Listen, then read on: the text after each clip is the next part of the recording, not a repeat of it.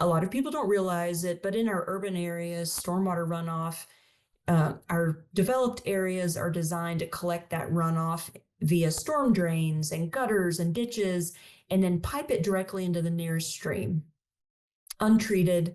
So that water isn't going to like the sewage treatment plant first, where it can be filtered before it goes into the river.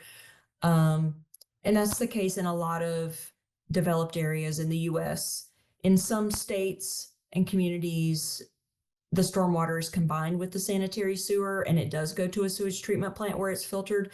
But in most communities, it is not. And so you can imagine as that runoff moves across the landscape and the hard surfaces like parking lots and driveways, it's picking up pollutants along the way, things like sediment from construction sites, oil and gas residue on parking lots, litter, pesticides, herbicides, fertilizers that we put on our lawns, and then it's dumping it into the nearest stream untreated.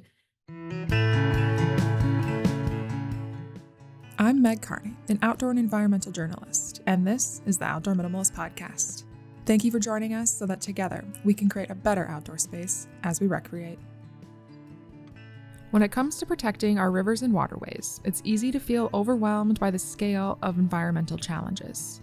But what if one of the most powerful solutions started right in your own backyard? In episode 176 of the Outdoor Minimalist podcast, we're exploring one simple yet incredibly impactful way to protect local watersheds by preventing stormwater runoff. I'm joined by Renee Fortner, the Director of Programs for RiverLink, a nonprofit working to protect and restore the French Broad River in western North Carolina. Growing up along the New River in North Carolina, Renee developed a deep love for the outdoors that led her to pursue a degree in biology at UNC-Asheville and a master's in biology from East Carolina University. With professional certifications in stormwater management and rain garden design, Renee has dedicated her career to protecting the rivers and waterways of western North Carolina. Through our conversation today, Renee explains how unchecked runoff from rooftops, parking lots, and roads can pollute local waterways, worsen flooding, and harm both wildlife and recreation opportunities. You'll hear how climate change is intensifying these issues and get actionable steps individuals, homeowners, and businesses can take to make a difference in their communities. Thank you for joining me on the Outdoor Minimalist podcast today. I am excited to learn more about stormwater runoff. I think I wrote an article about this topic like 4 or 5 years ago. So it's something that's been on my radar, but definitely something I want to learn more about. So to get us started, I'm just going to ask my classic question, which is how you became interested in outdoor recreation and conservation, and how it fits into your life now. Yes, thank you for the opportunity to be here on the podcast. This is exciting. Yeah, I've been playing outside for as long as I can remember. I grew up near the New River in western North Carolina. It's a rural area, and we had a lot of forest around us. There was a trout stream that flowed through my family's property, and so I spent a lot of time fishing, swimming, paddling a canoe around on these streams. And I guess it wasn't until college that I really started hiking and backpacking. So I went to college at University of North Carolina in Asheville, and I currently live in Asheville. But we have access from Asheville to many, many, many miles of trails, whether it's the Appalachian Trail or we have Pisgah National Forest, Nantahala National Forest, Great Smoky Mountain National Park. So lots of trail options, lots of backpacking opportunities. And then also went whitewater rafting for the first time while I was in college. So we have some good year-round whitewater rafting opportunities here in western North Carolina. And yeah, outdoor recreation is still very much an integral part of my life, whether it's through my work, working for an environmental nonprofit to protect the environment so that outdoor recreation is a possibility, to, my family, my partner, and we have a 14-year-old son, and we've been going outdoors with him camping since he was, I think our first camping trip with him, he was about 10 weeks old. um, and he's been paddling and backpacking. We love to do multi-day paddling river trips in the Southeast, both here in the mountains, but also on coastal rivers. You can get out and paddle around with alligators and manatees if you go to Georgia and Florida.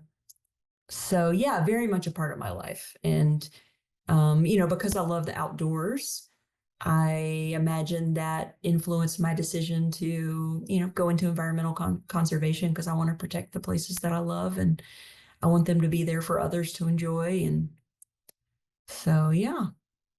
Yeah, let's talk a little bit about that background and what got you interested in ecology and conservation type efforts and your current role at RiverLink. So, obviously, your background in outdoor recreation influenced that, but how did you kind of come to that career?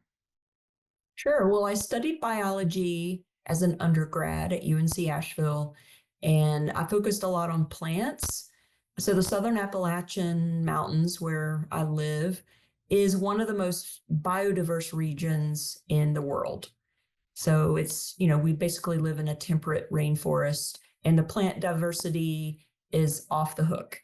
And so I got really fascinated with our plant diversity here when I took a botany class at UNCA. And so I did some undergraduate research on native plants, took every plant class I could. Um, and we have a lot of rare plant species here that live on high elevation mountains of the Southern Appalachians. And so I have got very interested in plant conservation. I worked for several years at the Botanical Gardens at Asheville, helping they promote native plant diversity. So it's a 14-acre garden filled with plants that are all native to the Southern Appalachians. Um, did that for a while, started a family, and then I decided to go back to grad school at 34 with a 4-year-old son.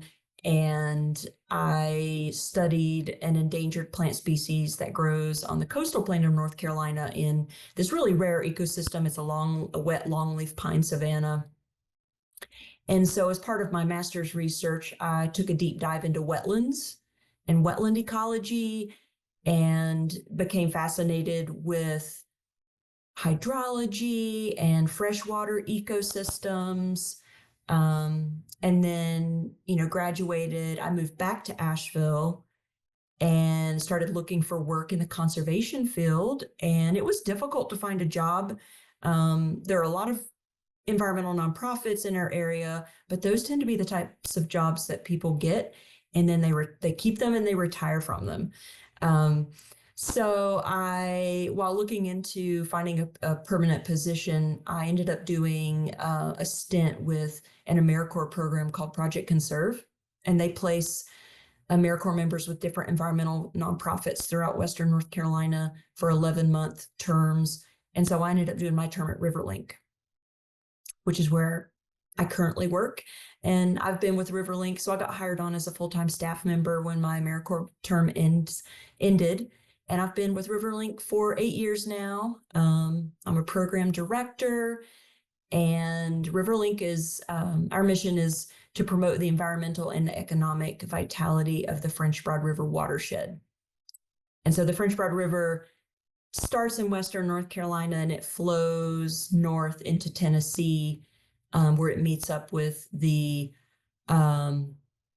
another river. It becomes the Tennessee River, but the watershed that makes up the French Broad River watershed is an 8-county area in Western North Carolina. And so I oversee our watershed resources program, which is focused on protecting and improving water quality and habitat throughout this watershed.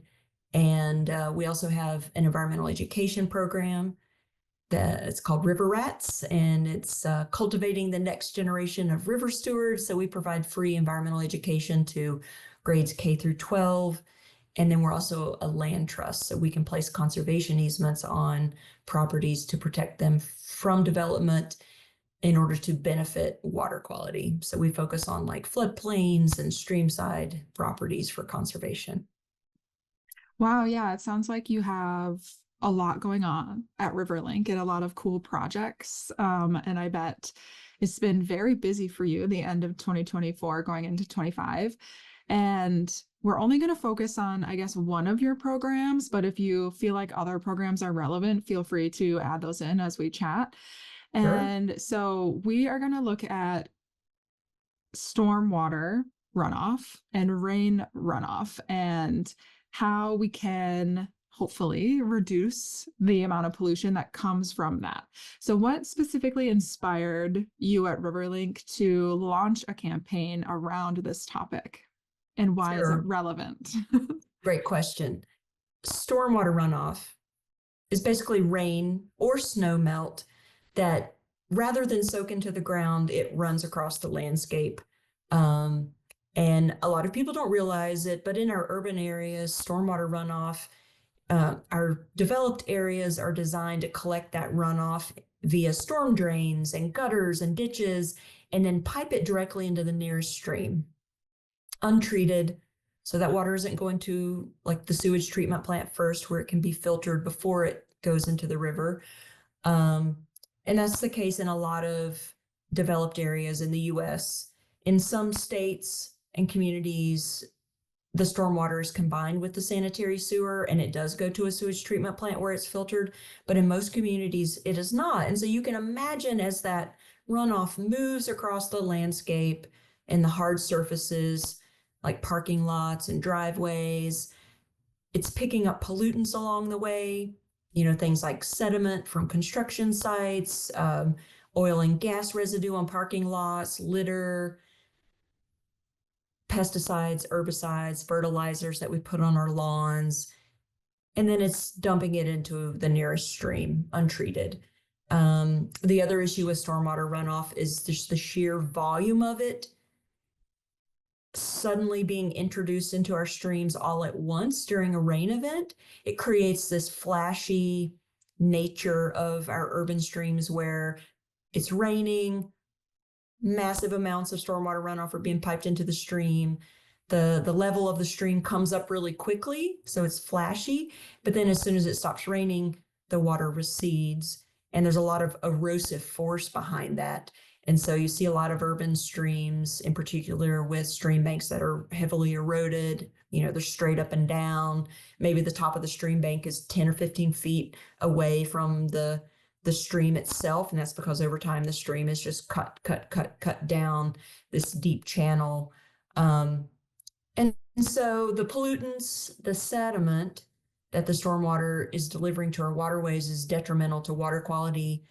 The sediment binds to other pollutants in the stream, like heavy metals and bacteria, and then transports those throughout the watershed. And the sediment is harmful to the habitat of the fish and the other aquatic life that breed on the bottom of the riverbed. And so, it's not good for outdoor recreation, because who wants to swim or fish or paddle, in a polluted river? So that's why stormwater runoff is important to RiverLink and why we are spreading the message via our Reduce Rain Runoff campaign, raising awareness about the impacts of stormwater runoff on our streams, on water quality, and our communities too, because stormwater runoff contributes to flooding. Again, going back to that just large volume of water entering our streams all at once. But not only raise awareness about the gloom and doom of stormwater runoff, but just provide some simple solutions that folks can take to help better manage runoff on their properties or their businesses. Because there are proven methods for redirecting runoff, like from a rooftop, for example, away from the street and the storm drains and onto like a vegetated area like your lawn or something called a rain garden, where that runoff can soak into the ground instead of runoff. And through that process of soaking it into the ground, it filters the water naturally, but then it also recharges our groundwater. which is something we're depriving our aquifers of when we pipe the rainwater off-site as quickly as possible and into the nearest stream. Um, and so our Reduce Rain Runoff campaign has been a year-long public service campaign where we've written blogs, social media posts, we've done op-eds, I've done podcasts, just spreading the word wherever we can. We've had some workshops on rain barrels. We've given away rain barrels to residents to install at their homes and reroute that roof runoff into a rain barrel. And then that's free water for them to use, to water their garden or their house plants or whatever. And so, harvesting rainwater is a really great option for people who have a lot of outdoor watering needs. Especially if you're paying for municipal water, you can actually save money by capturing that free runoff coming from your roof. Yeah, we definitely will want to get into more solutions, I think, further in the conversation, but Yeah. those are a lot of good things to be thinking about, and like why stormwater runoff is such an important consideration and something I think a lot of people aren't necessarily thinking about. They're like, oh, it's fine. It just goes into the sewer system and it's handled there. But Yeah. I noticed where I live, like on what are they called? Like the sewer covers, they have, Mhm. like a depiction of little fish and it says, don't pollute because it goes right to the river. And I was like, that's so gross. Yes. Oh, but I understand like logistically why that may have been the way that it was designed, but it just seems a little alarming. And at the end of 2024, so like either in November or December, I can't remember the exact date, but I interviewed a climate scientist on the podcast, and she was talking about the increase of precipitation due to climate change. And so I'm assuming that increase in rain and even snow is going to cause more stormwater runoff. So how have you seen, I guess you can keep it specific to North Carolina since that's where your work is based.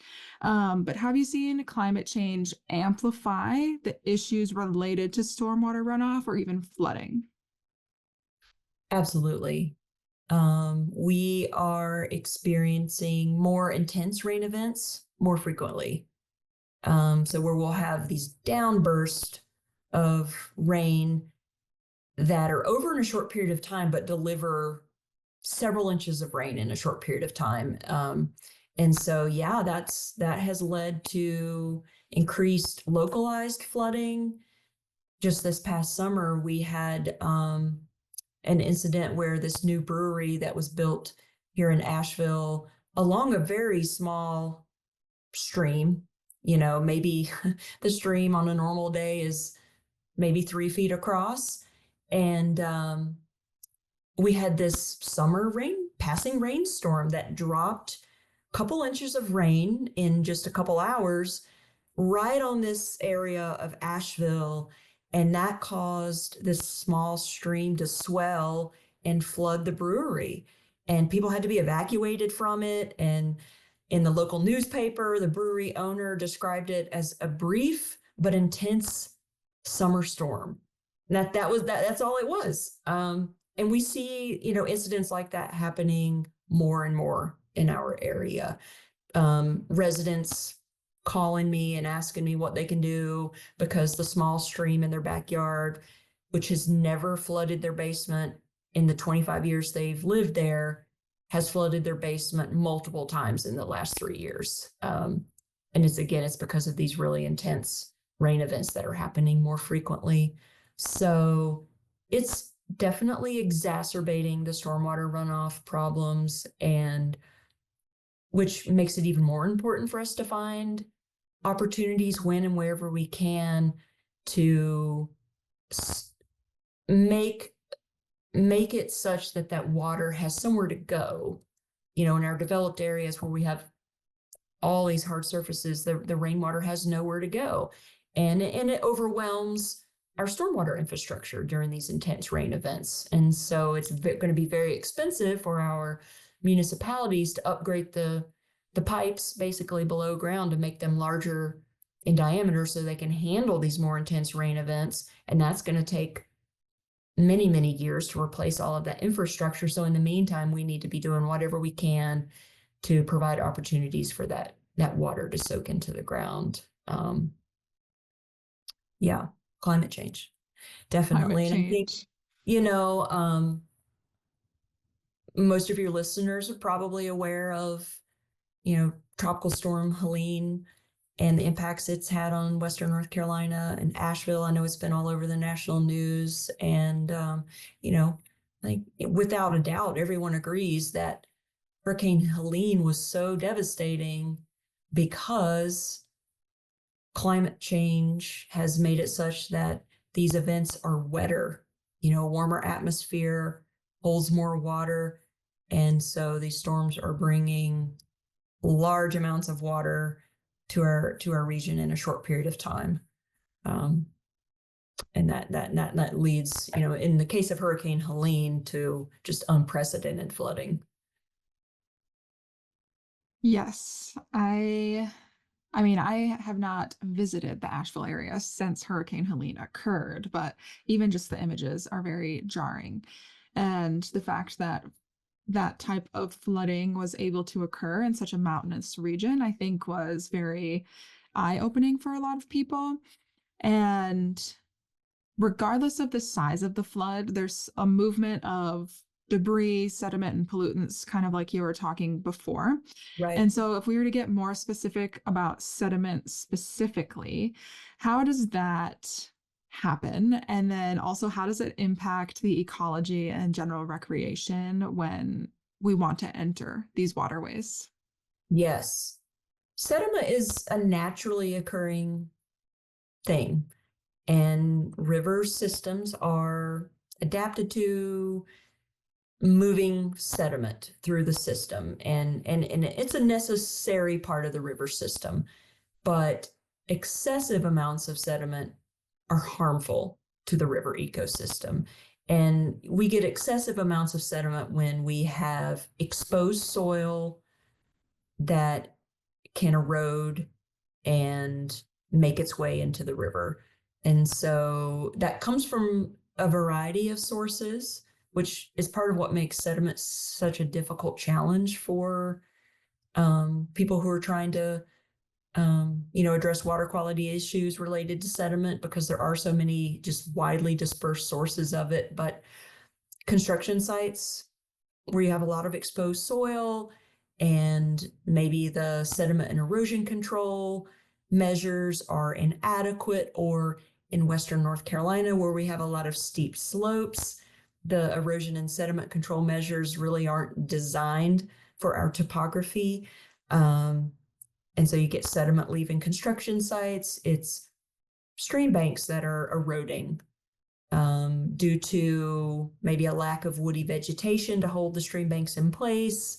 Maybe the property owner's mowing right up to the top of the stream bank, and our long grasses just don't have the root systems that are able to hold the stream banks in place, and so you just have this continued sloughing off of the stream bank, adding sediment to the waterway.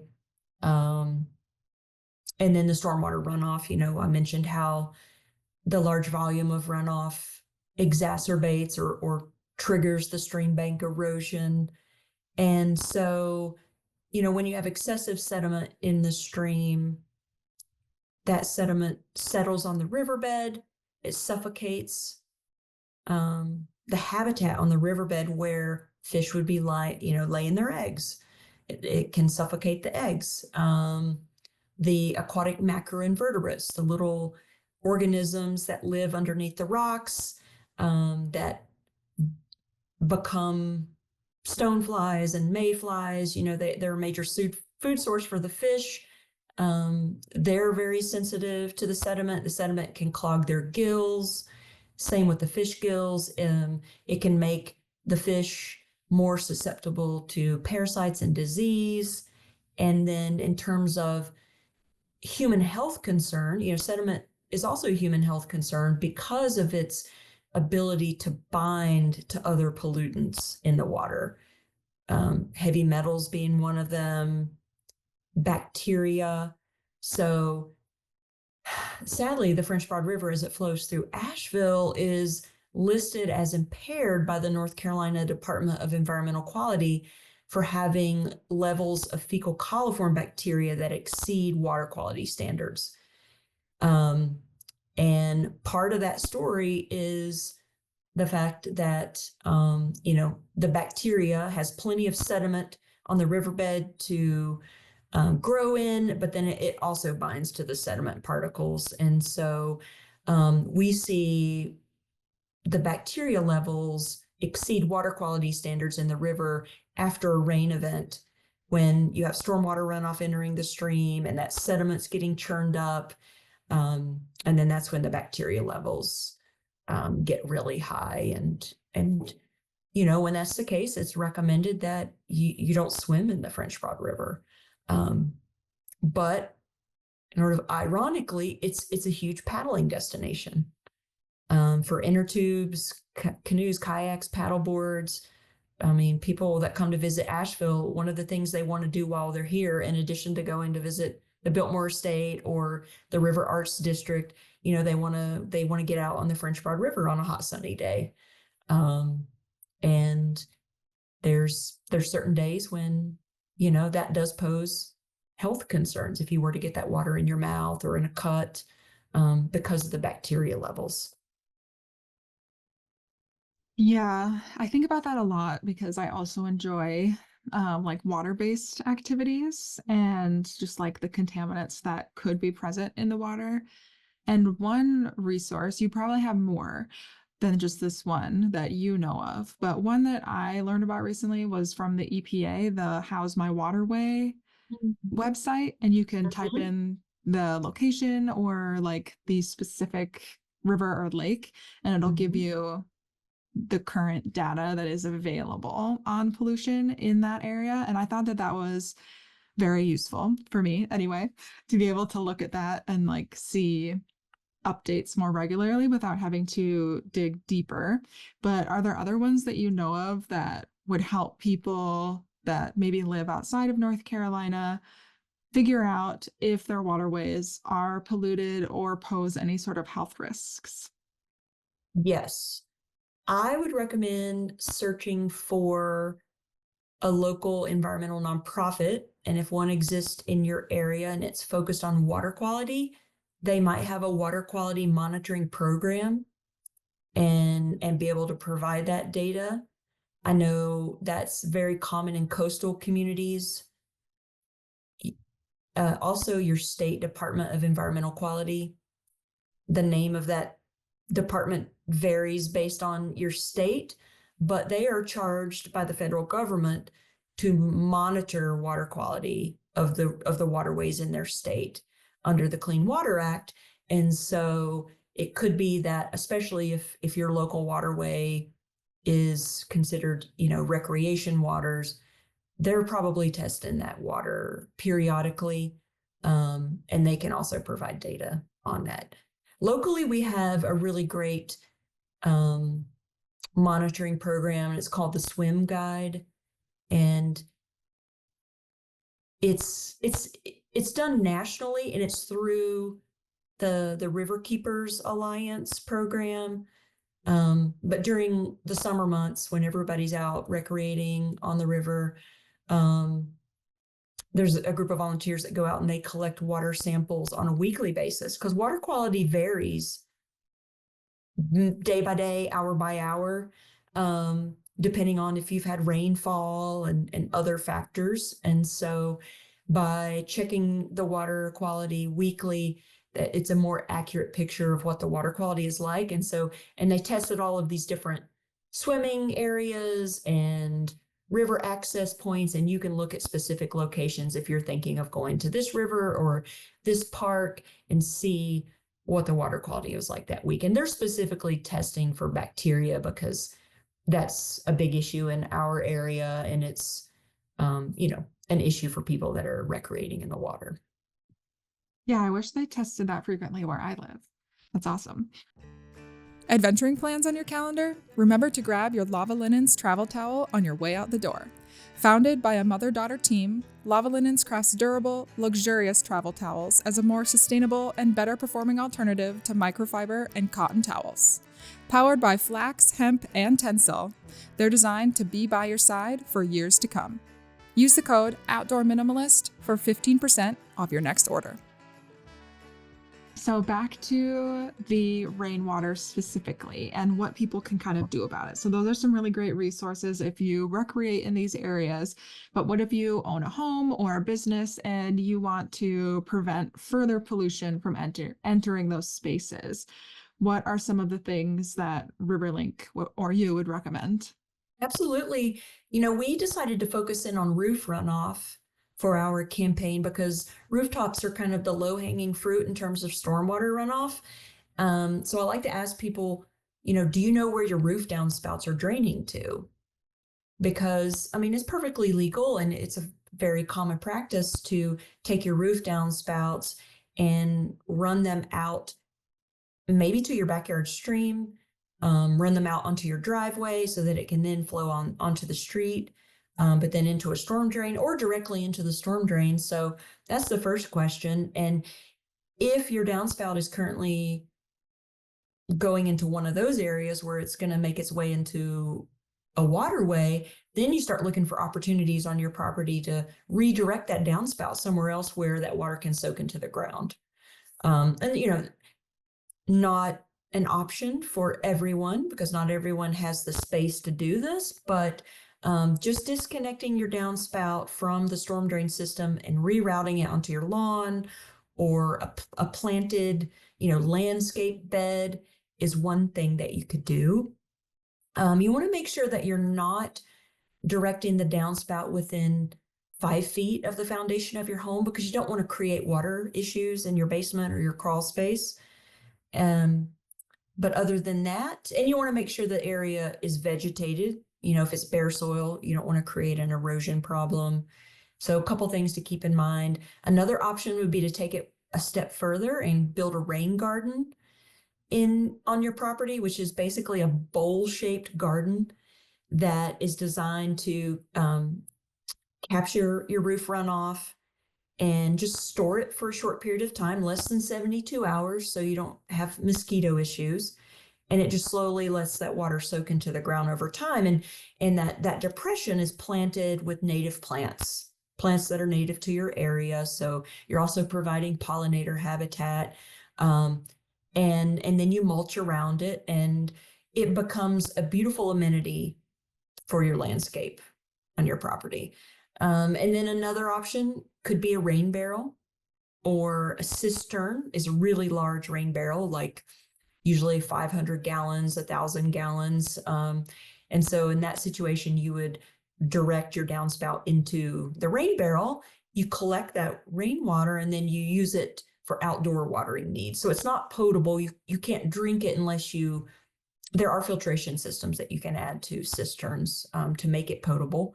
But those are just three really simple things that people could do, outside their business or at their home. And there's some great resources out there on how to design and install a rain garden, how to install a rain barrel. We have a resource on our website, riverlink.org. It's our Water Rich program, and it's a free guide to assessing your property for stormwater runoff issues and looking for opportunities to address those issues. And then we provide like step-by-step, here's how to design and install these stormwater control measures. But the EPA also has some really good resources as well. And if you're not a DIY person, landscape contractors would be able to create a rain garden for you as well. Yeah, those are really good and approachable tips. I feel like those are kind of like easy things to implement, and then you benefit directly from implementing them. And like you mentioned earlier, like potentially saving money on your water bill if you are on a municipal water system. And so To kind of close out the interview, is there a specific message that you would want to leave listeners with about their specific role in protecting watersheds and hopefully reducing stormwater runoff? Absolutely. We all live in a watershed. Um, and, what we do on land affects the water and vice versa. And so I just want to encourage everyone to think about, you know, how their actions, things that they're doing on their property or at their business, might be impacting someone downstream. Um, and, be encouraged that there are some small steps that you can take to help protect clean water wherever you live. And, addressing stormwater runoff is one of the things that we could do, and it can have a really big impact on water quality and our ability to enjoy these amazing places. We have some amazing rivers across the U.S. and um, and it's all of us have a responsibility in helping protect these amazing resources. Absolutely. And if people do want to get more involved, specifically with RiverLink and your programming, how can they do that? Absolutely. I mean, if you live in our area, and you want to donate your time, we have regular volunteer events. But, donating to RiverLink, we are a nonprofit and we rely on private donations primarily to fund our work. And so those are two ways that your listeners could support us or the environmental nonprofit that is working in their area to protect water quality. Perfect. I'll be sure to share links to all the resources you mentioned, as well as other resources on your guys' website to learn more about how to redirect stormwater runoff at your home. But with that, Renee, thank you so much for taking the time to sit down and chat today. Thank you for the opportunity. It was really great. And I, really appreciate it. Thanks for listening. And if you like what you hear, let me know. Leave a review and be sure to subscribe so you never miss an episode. You can find us on Instagram at outdoor.minimalist.book, on YouTube, or subscribe to our weekly newsletter at theoutdoorminimalist.com.